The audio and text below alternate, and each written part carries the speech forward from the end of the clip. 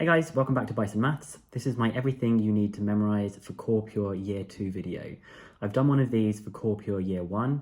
If you haven't watched that one, definitely go and check it out because you're going to need to be assessed on both of the content from Year 1 and Year 2. I've also done these videos for regular maths as well, so there's an everything you need to memorize video for pure, mechanics and statistics, so do go and have a look at those if you haven't seen them already. The rest of my channel features tutorials and real-life lessons that I've recorded with my students for every chapter from Edexcel, Maths and Further Maths. So this memorizing video is a little bit different to some of the other ones that I've done in this series because I usually tell you to completely avoid the formula book. I tell you that it's not there for much use. But for Further Maths, Core Pure Year 2, the formula book is full of lots and lots of useful bits of information that you're going to need. So in the video, there's going to be little bits with a blue F that tells you it's in the formula book. I've copied some things out from the formula book, more because I want to tell you about how to use them. But there's less to be learning off by heart in terms of formulae, but there's quite a lot of things you need to learn in terms of methods. So without further ado, let's get started and see everything you need to memorize for Further Maths Core Pure Year 2. Okay, so here is everything that you need to know for Core Pure Year 2.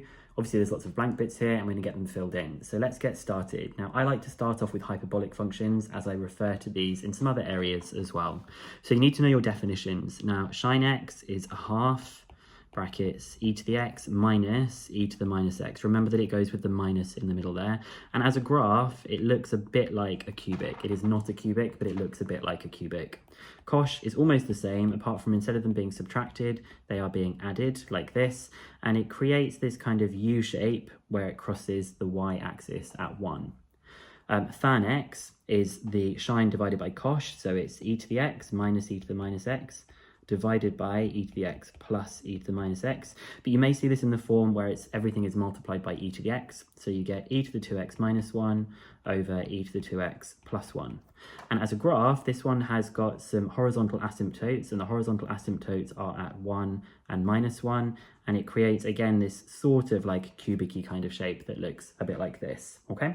You do also need to know about these, the parts that are not defined. So tan is only available between 1 and minus 1, and cosh is always greater than or equal to 1. Okay, you also should make sure you know the definitions of cosec, sec, and coth, but again, it's just these, the reciprocal of those, so it's pretty straightforward. So these three are in the formula book. I don't memorize these, but it's just worth knowing that there is a logarithmic equivalent of these inverse hyperbolic trigonometric functions. So I'm not going to say much about these, apart from for r cosh, if you're solving equations, there will be a plus and minus. The reason it's just a plus is for a function, but when it's for solving equations, you can have this bit here. So I'm just going to write down that there's an extra subtract when solving equations. Okay, so for the identities for hyperbolics, they are the same as the trigonometric ones. However, you must make sure that you apply Osborne's rule. Osborne's rule says that any sine squareds or implied sine squareds, they are negated from the trig identity. So this one is in the formula book, but if it was the trig one, it would be cos squared plus sine squared. So this time it's going to be cosh squared minus sine squared because of the fact that there was a sine squared in the original one. Now this one is 1 and a tan squared and a sec squared. Well, normally it's 1 plus tan squared equals sec squared, but tan has got an implied sign in it because tan is sine over cos. So tan squared is going to be an implied sine squared over cos squared, and so it needs negating. So it'll be 1 minus tan squared x equals sec squared x. And you can do that to all of the identities from trigonometry to make them become hyperbolic. I'm not going to go through them all here. Now for the different equations, if you're going to do a hyperbolic equation, you've got a couple of options here. First of all, you can use identities and then use the inverse functions.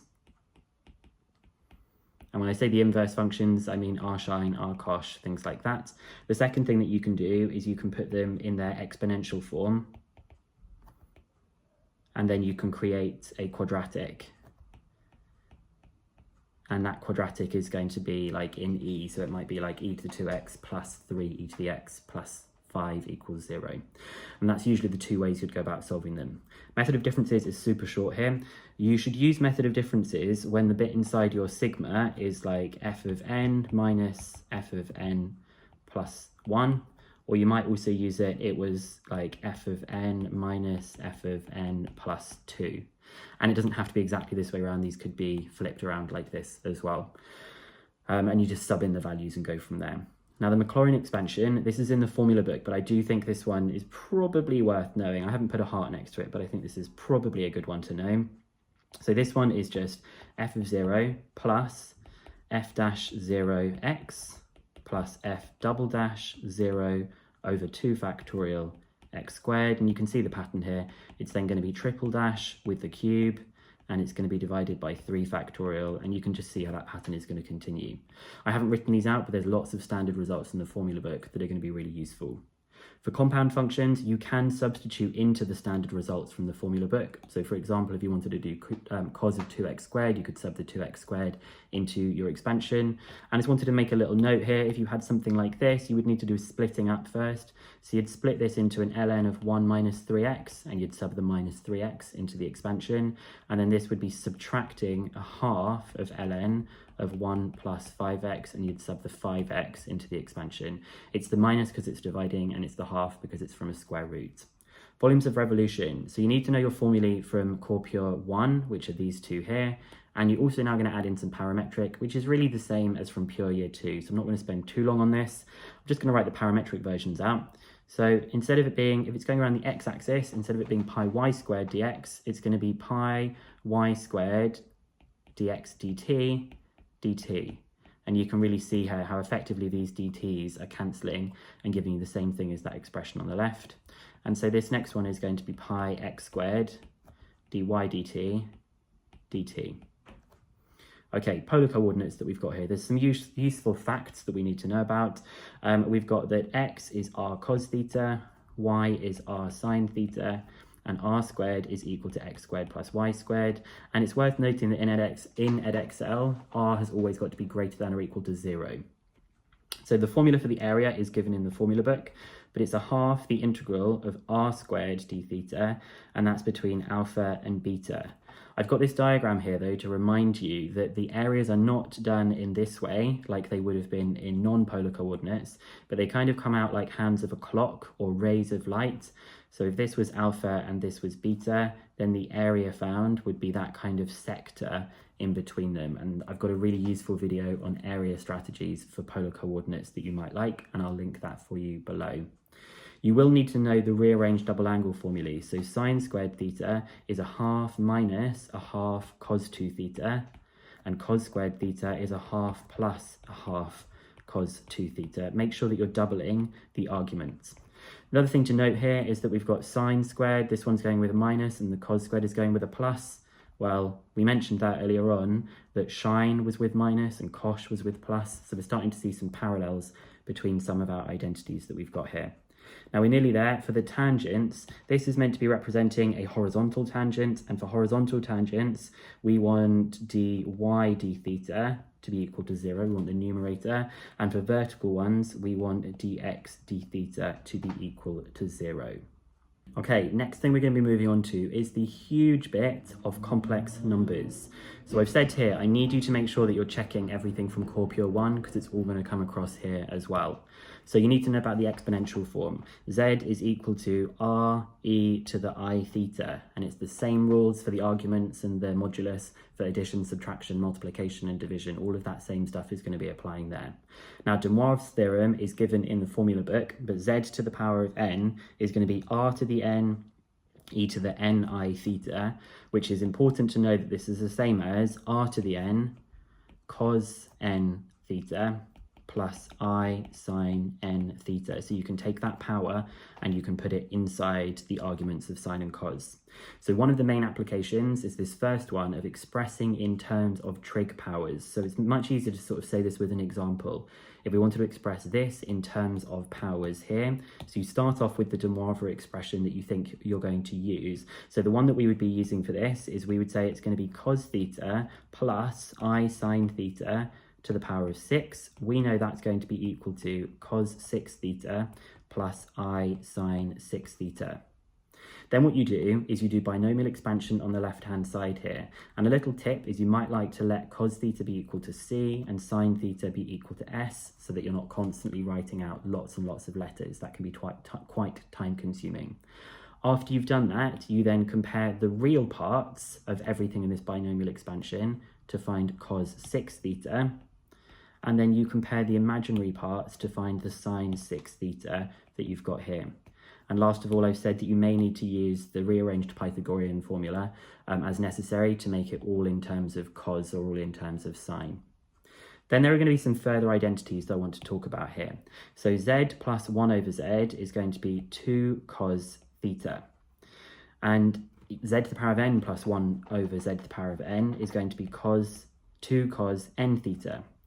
If it's a minus, again, we've got sine going with minus, cos going with plus, we're going to get 2i sine theta. And if it's to the power of n, it's going to be 2i sine n theta. So now we've got this further identities, we can do the second application, which is expressing trig powers. So what I mean here is expressing sine to the power of 5 or cos to the power of 7 in terms of non-powered, just sort of everything to the power of 1. So what you do is you start off with one of these identities that you've got here and you raise it to the power that you are looking for. So this one is z minus 1 over z to the power of 5. Well, that would give me 2i sine theta to the power of 5, which is going to create this sine theta to the power of 5 here. Don't forget to raise the 2i to the power of 5 as well. You then do binomial expansion on this left-hand side here, and you reuse these identities here and here to convert it back into these expressions that give you this kind of thing on the right-hand side. I've also got videos on that application number 1 and number 2, in case you're not so sure what I'm talking about at this stage. So for the sums of series, you will need to know your pure year 2 formulae as well. I'm not going to be writing those out here. Now I've got even further identities, and I call these one hyperbolic. They're not the exact same thing as hyperbolic, but they kind of remind me of the hyperbolic ones that we've got. And so for the hyperbolics, cos of n theta, we can say that it's a half e to the ni theta plus e to the minus ni theta. And you can really see how that looks like the hyperbolic one. Sine n theta is 1 over 2i e to the ni theta minus e to the minus ni theta. Don't forget that it's also got that 2i in the bottom bit there. And then just rearranging these ones to get them in their most useful form. This is like the top one rearranged, so it's just 2 cos n theta, and then this one is like 2i sine n theta, from this one being rearranged here, okay? Then what we're going to do is try and use these new hyperbolic identities for simplifying complex exponential denominators. There are 2 ways we're going to do this skill, and this is because they come up a lot in the simplifying series.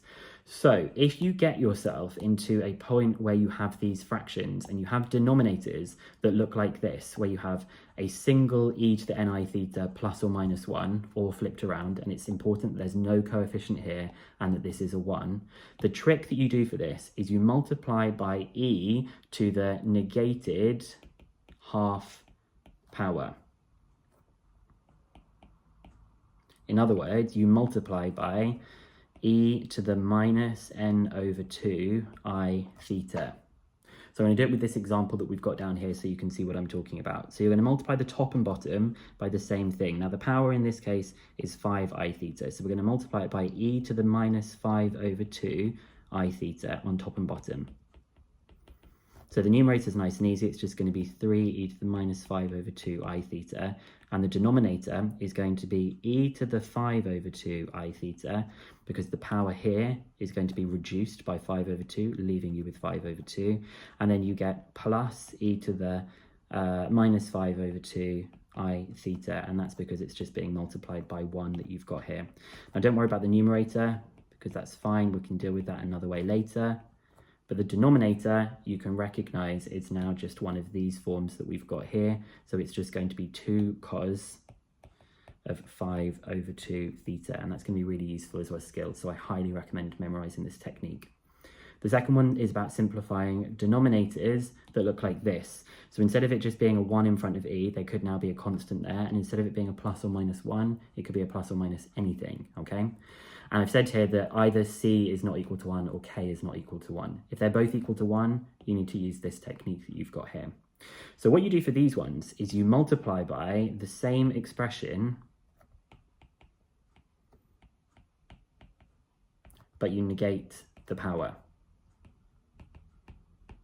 So it'll make sense for this. We're talking about the denominator. So I'm going to multiply this by e to the minus 4i theta plus 2 on the top and bottom. Careful that you're going to have to do the denominator with double brackets. So the numerator is going to be 3e to the minus 4i theta plus 6. That was the numerator, sorry. The denominator is going to be, well, this times this is going to just be 1. The 2 times the 2 is 4. Then we have here 2 lots of e to the 4i theta and 2 lots of e to the minus 4i theta. So this is all going to simplify to 3e to the minus 4i theta plus 6 over, where you have the 5, and you've got 2 lots of e to the 4i theta, which is going to be 4 cos 4 theta. And that is using this one that we have here. So there's usually a 2, but because they've got 2's in front, it becomes a 4. And you're going to need that to be able to do these infinite series, which is what we're coming on to now. So for the infinite series, they're normally written in this form, c plus is, where c is some kind of infinite series and s is some kind of infinite series. First thing you do is you convert these to exponential form by adding them together. Then what you do is use the infinite series formula for the sum of an infinite series. This one you should know by heart, even though it's in the formula book.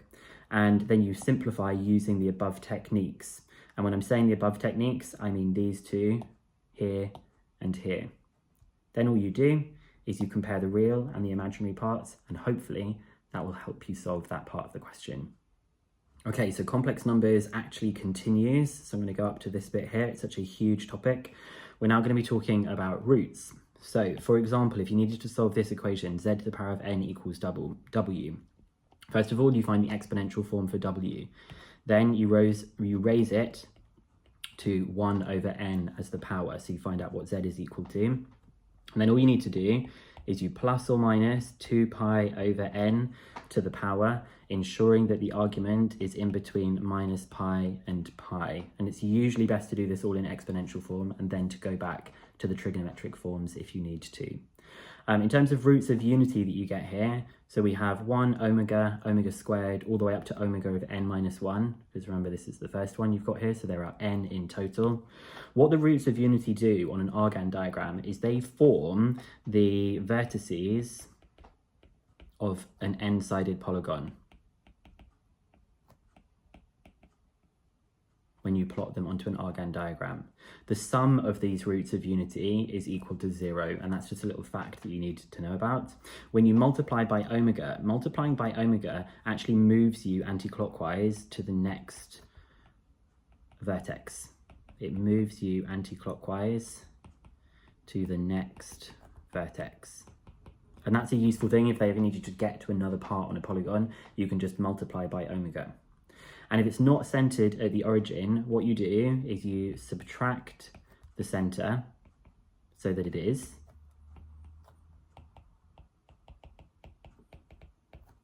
Then perform your calculations, whatever they might be, and then add back on. Whoops. GoodNotes is failing me. And then you add back on to get it to where it needs to be. Okay, here is the next huge topic, further calculus. It's just everything to do with calculus, and this is pretty much going to take us right through to the end of this. So improper integrals. It is improper if one or both limits are plus or minus infinity, okay? Or if it is undefined at any point on the interval. So the way you do this is you use limits. If you wanted to do this question here, you would just write it as the limit as t goes to infinity, and you just replace infinity with t like this, and then you perform your integration and think about limits as you go. Mean value. So the mean value, y bar or f bar, is the integral, it is 1 over b minus a multiplied by the integral of a to b of f of x dx. It's just saying like what's the average area. The mean of f of x plus k is just going to be the mean of f plus k, and kf of x, the mean is just going to be kf, just kind of same laws of coding with mean values here. Now, further differentiation that we've got. These are the standard results that I've got here that do appear in the formula book. So I don't recommend memorizing these. I think there's too much to memorize already. But there are a few that technically aren't in the textbook. I'm not sure that I've tried to find out if they're on the spec, but I think it's just worth knowing them. And there's a few here that are these that I want to talk about. So first thing I'm going to say to you is that cosh doesn't go to minus sign. Cosh actually goes to shine. And cosh's reciprocal function is sec. And sec also goes different to what it does in trig. Everything else stays the same. So with trig, sec normally goes to sec x tan x. So I think this is going to go to sec x tan x. But like I just said here, cosh doesn't go to minus shine, it goes to shine. And this one also does different to what you expect. It goes to minus sec x tan x. Cosec x, well, cosec x normally goes to minus cosec x cot x. And so this one is going to be the same, it's just with cosec and coth instead. And coth usually goes to minus cosec squared, so this actually goes to minus cosec squared here. So you can see actually that these ones are all positive, and then their reciprocal functions are all negative. But the ones I've put the star next to are the ones that are different from their trig counterparts. You've then also got the derivatives of the inverse trig functions as well. Again, these are in the formula book, so use them. This is what they're there for. So for the hyperbolics, as I was just saying, the only ones that change from their trig ones are cosh x and its inverse, or its reciprocal, which is sec x. That's why I've put those little stars next to those ones that we've got there. And I've said that these also, of course, give integration facts, and use the formula book for this. You can use the integration facts backwards, but we've got some other bits in a second that are specifically on integration. Okay, so we've done further differentiation. We're now going to have a look at further integration. Now again, there are lots of standard results here, and all of these standard results, they do all appear in the formula book, but I want to tell you about how we can use them. So these are all in the formula book, and they should be relied on. I highly recommend relying on the formula book for this. Worth noting though that all of these ones here, all of the x squareds can be replaced with x plus k squared if you needed to. All that does is in the standard result, it changes the x's that appear. It just changes them to x plus k as well. In the book, they do it with a long substitution, but if any of these things here are x plus k, you can replace any of these with x plus k as well.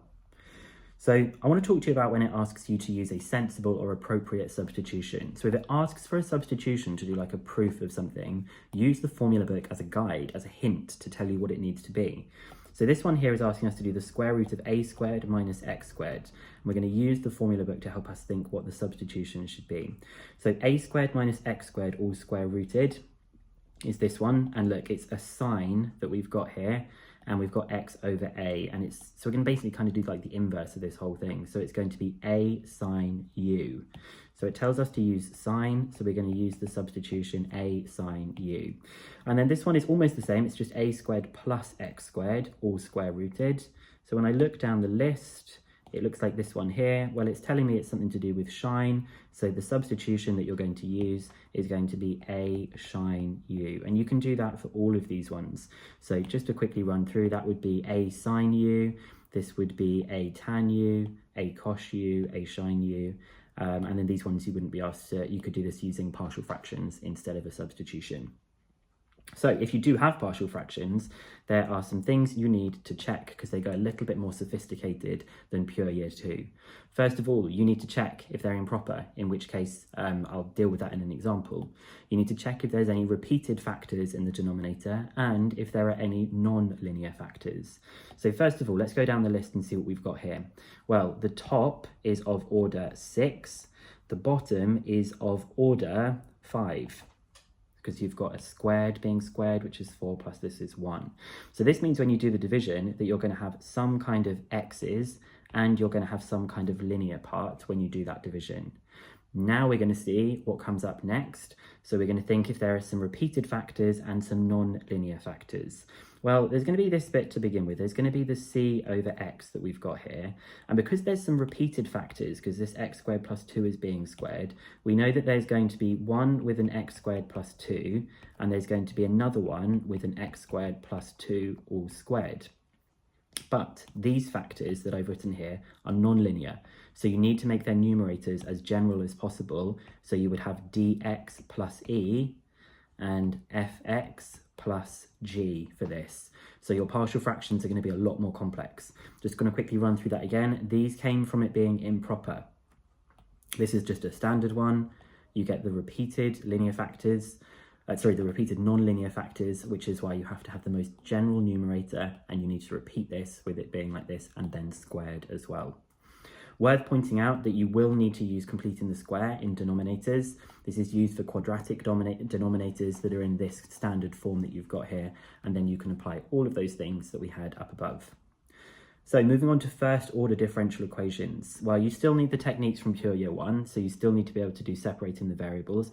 Get all the y terms on the left, so you would have 1 over g of y dy, and on the right hand side you would have f of x multiplied by dx, and then you just put those integration signs in the front then. You need to be aware of the reverse product rule. So if you see something that looks like this, you should recognize that the left hand side is actually the derivative of x cubed y, which means that x cubed y is equal to the integral of sine x dx. So you need to be aware of the reverse product rule. Integrating factor, you should only use the integrating factor if you can't do separating the variables and you can't do the reverse product rule. For the integrating factor, it must be in this form that we've got here. It must have dy by dx by itself. It can't have any coefficients at all.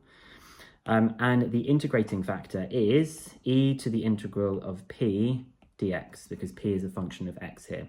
All you then need to do for that is you just multiply through by the integrating factor and then perform the other bits that we've got. So last bit now, we're going to just talk about harmonic motion, and I'll come back to harmonic motion in just a second. So for harmonic motion, the acceleration is equal to dv dt, which is sometimes written as x double dot, which means it's been differentiated twice. And you need to know that this is the same as v dv dx. And there's just something about the way v dv dx sounds. I just kind of remember that one. And if you do have the harmonic motion sort of expressed in this form, note this a here is not referring to acceleration. This a is actually referring to the amplitude. The period of this is going to just be 2 pi over omega. Whatever the coefficient of t is, you divide 2 pi by that to find out the period of it. We've got some different types of harmonic motion, which I'm going to go through in the top right. The last thing I just need to say though is that it is forced harmonic motion if x double dot plus kx dot plus omega squared is equal to some kind of function. In other words, if it's a non-homogeneous type of second order differential equation, it will be a forced harmonic motion. Okay, we are nearly there. We're going to be doing the last part now, which is second order differential equations. These are super common and popular in the exam. So I'm going to just be referring to stuff in this form in the question. So when I say f of x, I'm talking about the part on the right hand side, and the coefficients a, b, and c are the coefficients of the second derivative and first derivative and of the function y. So the general solution will be in the form that y is equal to the complementary function plus the particular integral. If this is 0, it will just be the complementary function that you've got there, and I'll be reminding you of what they are in just a second. So the auxiliary equation, which sometimes I write as AE, the auxiliary equation using the coefficients of the original differential equation would just be am squared plus bm plus c equals 0, and you find the solutions to that auxiliary equation. Now to find out the complementary function, we're going to think about what the auxiliary equation roots will tell us. So if there are 2 real roots, your complementary function will be ae to the alpha x plus be to the beta x, and a and b, capital A and b, are just going to be arbitrary constants throughout this. If there's 1 real repeated root, you have a plus bx e to the alpha x. If there are 2 imaginary roots, you would have a cos qx plus b sine qx. So if it was, I don't know, like 2i plus or minus 2i, it would be a cos 2x plus b sine 2x. And then the last one of its complex ones, and the complex number is p plus or minus iq, you would put at the front e to the px, brackets, a cos qx plus b sine qx. So it's the same as the one above, but you just need to multiply by that real part. And it kind of makes sense because the real parts that we have here produce these exponential functions. So I just want to quickly talk about the connections to harmonics, because that's something I mentioned earlier on. First of all, this type of harmonic motion would be damping, and it would be heavy damping. If there's one real repeated root, it is critical damping. If there are two imaginary roots, nothing is damping it at all. This is just simple harmonic motion, because it's just going to be a sine or cosine, so it's just going to be doing that forever and ever. And this one where there's some complex roots, this is going to be light damping. So there will be some oscillations with light damping. Now we're going to talk about the particular integrals. So if f of x, which remember is the part on the right hand side here, if f of x are these forms, we're going to go through and say what particular integrals you should try. So if it's something that's linear here, you're just going to use lambda. Constant, you're going to use lambda. If it's linear, you're now going to use mu x plus lambda. I don't mind if you want to use different letters, I just like these Greek letters here. And if it was a quadratic, you would do vx squared plus mu x plus lambda. Now if it's k e to the px, you would just use lambda e to the px. If it was kx e to the px, it's kind of like this bit that you've got here. You need to do the most general form that you've got. So you would do lambda x e to the px plus mu e to the px. Notice how this one's got x and this one doesn't. And then here, if you have trigonometry, it could just be one bit, it could be just this bit, or it could be both bits. You always have to use lambda cos qx plus mu sine qx. You always have to use both sine and cos for the particular integral. Now this is where they love to trick people. There are some exceptions. So if f of x appears anywhere in the complementary function, you need to multiply your particular integral that you're trying by x, or sometimes even x squared. So I'm going to do 3 examples with these just to make sure that you know what I'm talking about. So let's say that the right-hand side of the differential equation was e to the 2x and the complementary function was something that looked like this. Because e to the 2x already appears here, we would have to try, instead of lambda x e to the 2x, we would have to try lambda x e to the 2x. This one is a little bit different. So f of x is e to the 3x, and e to the 3x is appearing with a constant, and it's also appearing with an x in front of it. So we can't use it with a constant or an x. We're going to have to put instead an x squared in the front of it, like this. If f of x was some kind of linear expression, dx plus e, well, you can see here that there's a constant already, and there's a constant in f of x, and there's a constant in the complementary function. So what you need to do for this is you're going to take what you would usually use, so it's this kind of thing, a mu x plus lambda, and you multiply it by x. So it would usually be a mu x plus lambda.